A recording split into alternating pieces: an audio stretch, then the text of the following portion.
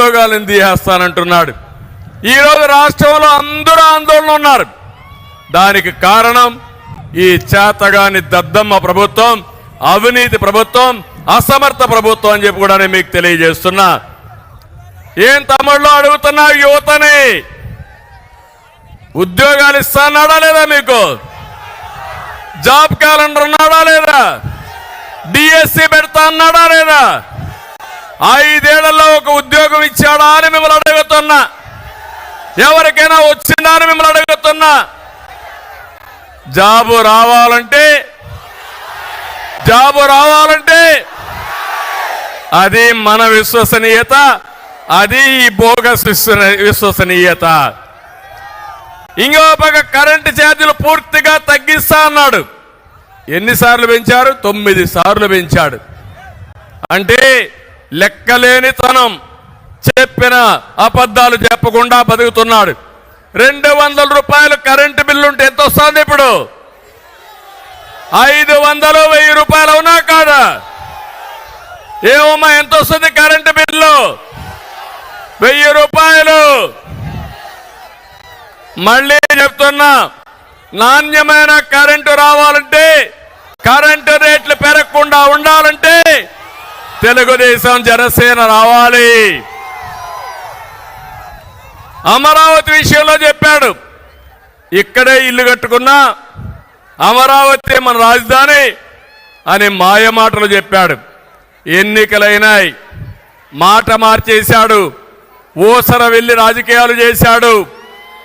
ఇప్పుడేమంటారు 3 రాజధానులు అన్నాడు. అసలు రాజధాని లేకుండా చేసే పరిస్థితికి వచ్చాడు. కడాన నిన్న మొన్న విశాఖపట్నానికి వెళ్ళడానికి ప్రయత్నం చేశాడు. కోర్టు మొట్టికాయలు వేసింది, నువ్వు ఎక్కడికి పోవడానికి లేదు, ఇక్కడే ఉండాలి, అమరావతిలో ఉండాలని. అన్ని కేసులు ఏప్రిల్కి వేశారు. ఇప్పుడు చెప్తున్నా, నీ పీరియడ్ అయిపోయింది, అమరావతి మన రాజధాని, ఇది తథ్యం. అంటే 5 సంవత్సరాలు రాజధాని లేకుండా చేసినది ఈ జగన్మోహన్ రెడ్డి విశ్వసనీయత. ఇంకో పక్క వస్తా, ఆ వెర్రిపప్పు కూడా వస్తా. వివేకానంద రెడ్డిని చంపేసి నారాసుర రక్త చరిత్ర అని చెప్పి కడాన ఆయన కూతురి పైన కేసులు పెట్టి వేధించడం అంటే మీరు ఒక్కసారి గుర్తుపెట్టుకోవాలి. బాబాయినే చంపేసిన వాడు నువ్వు, నేను ఒక లెక్క తమ్ముళ్ళు అని మిమ్మల్ని అడుగుతున్నా.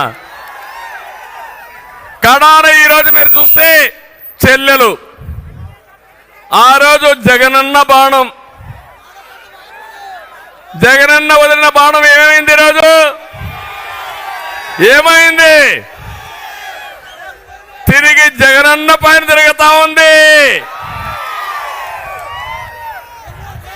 వాళ్ళ ఇంట్లో ఉండే వ్యవహారం మనకు సంబంధం అంట, నేనే ఆడిస్తున్నానంట. అంటే ఆ రోజు కూడా నేనే పాదయాత్ర చేయించాను ఆవిడ దగ్గర, ఇప్పుడు నేనే పాదయాత్ర ఆవిడని తిరుగుబాటు చేశాను. అంటే సిగ్గు ఎగ్గు లేకుండా, చెప్పిన అబద్ధాలు చెప్పకుండా, కళ్ళార్పకుండా అబద్ధాలు చెప్పే వ్యక్తి ఈ జగన్మోహన్ రెడ్డి అని చెప్పి కూడా నేను మీకు తెలియజేస్తున్నా. ఇంకో పక్క మీరు ఒకసారి చూస్తే ఆ రోజు రిలయన్స్ మీద వైఎస్ఆర్ను చంపింది రిలయన్స్ అని దాడులు చేశారు, జ్ఞాపకం ఉందా మీకు? అప్పట్లో తర్వాత ఏం చేశాడు?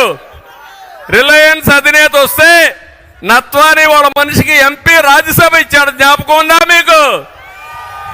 అది విశ్వసనీయత.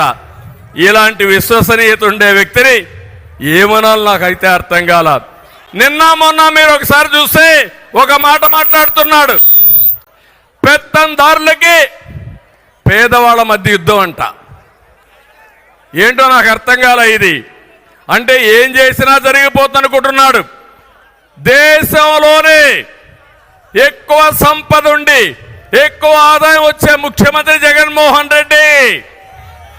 510 కోట్ల రూపాయల సంపద.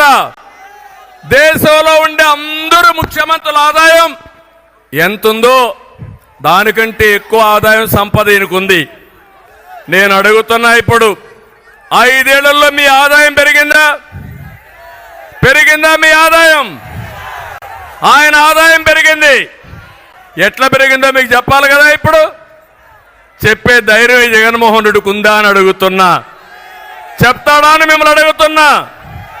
తమ్ముళ్ళు ఎక్కడ చూసినా దోపిడీ ఇలాంటివన్నీ చేసి ఇష్టానుసారంగా పెంచుకొని ఈయన వీళ్ళ మనుషులందరూ కూడా దోపిడీ చేసే పరిస్థితికి వచ్చారు. నేను అందుకనే ఈరోజు అడుగుతున్నా, ఇవన్నీ మీరు సంపాదించారు, మీరు దేశంలోనే రిచెస్ట్ మ్యాన్గా తయారయ్యారు. ఈ రాష్ట్రంలో ఉండే ప్రజలు మాత్రం దేశంలో నిరుపేదలుగా తయారయ్యే పరిస్థితి తెచ్చారు. అది మీరు చేసిన ఘనత అని చెప్పి కూడా నేను మీకు తెలియజేస్తున్నా.